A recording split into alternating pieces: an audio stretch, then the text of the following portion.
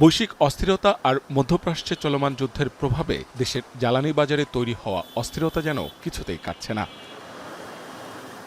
Filling station ঘিরে গাড়ির দীর্ঘ সারি, রাজধানীতে এ চিত্র যেন হয়ে উঠেছে নিয়মিত। মঙ্গলবার মতিঝিল থেকে তেজগাঁও, কালশী, মিরপুর থেকে আগারগাঁও, সরেজমিনে সব এলাকাতেই গ্রাহকদের ভোগান্তির ধরন প্রায় একই রকম।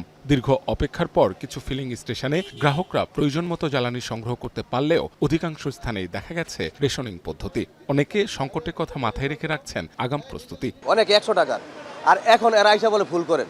এখানে ট্যাঙ্কে রেখে এখানে বিক্রয় বন্ধ বা সংক্রান্ত কোনো ট্যাগ লাগাচ্ছে কিনা এই জিনিসগুলো চেক করা মূলত আমাদের উদ্দেশ্য, আমাদের নিয়োগ করার উদ্দেশ্য।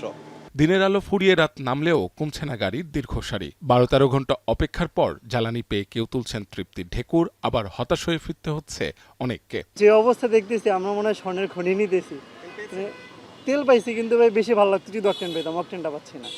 এখন তো অকটেন নাই কিন্তু পেট্রোল দিচ্ছে। আমরা তো প্রাইভেট কার হাজার হাজার গাড়ি সিরিয়ালে বসে আছে। যে মোমেন্টে নিউজ দেখলাম যে তেলের দাম বাড়তেছে না, হঠাৎ করে 2 নজল বাড়ায় দিল, তাহলে কি এরা তেল আটকে রাখতেছিল দাম বাড়ার জন্য? 8 ঘন্টা আর 3 ঘন্টা 11 ঘন্টা অবশেষে পাইছি। এদিকে জ্বালানি তেলের প্রবাহ ঠিক রাখতে এদিনও মহানগরীর উত্তরা, বেড়িবাঁধ, গাবতলী, আমিনবাজার সহ বিভিন্ন এলাকায় অভিযান চালিয়েছে স্থানীয় প্রশাসন। মাহবুব হাসান রিপন, এখন ঢাকা।